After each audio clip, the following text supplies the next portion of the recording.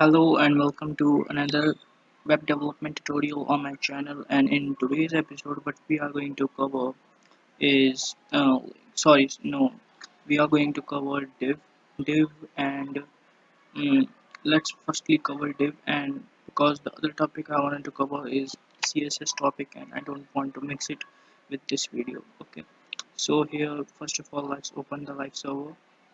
So here my live server is open, so let's close this one. Now in my this uh, uh, HTML file, what I did is if I write div, so I got this thing.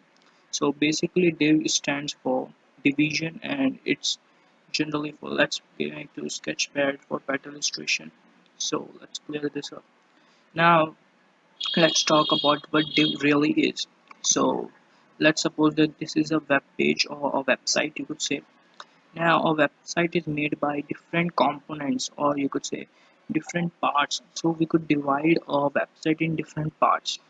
Div is not any uh, uh, gives us any different property, but it make our work customizable. So what that means is we can divide our work. Let's suppose that we divide some content of the page, that one div contain a nav bar, then other is containing a ad section, then other is containing news and other stuff like that. Hope you understand.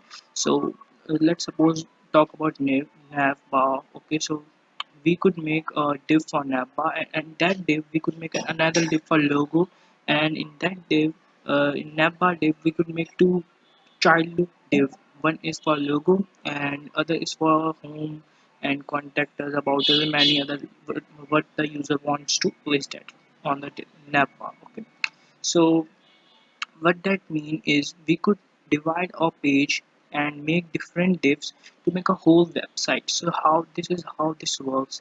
This is very useful when we use CSS and JavaScript. So let's divide our screen. So now here this is my screen now.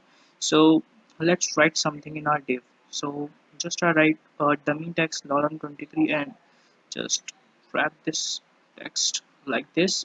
Now if I go to my browser and save this, you will see that this text right here. So let's inspect it by writing control. Now if I hover over it to my div, so I could see the properties of all divs. So here you go to computer and see the all properties of the div. So basically div doesn't give you any properties and any other stuff like that. It's generally used for CSS. So if you like the video, please like and subscribe the channel. See you in the next video and share it with all your friends, all the people who love like this video, and see you in the next video. Bye bye.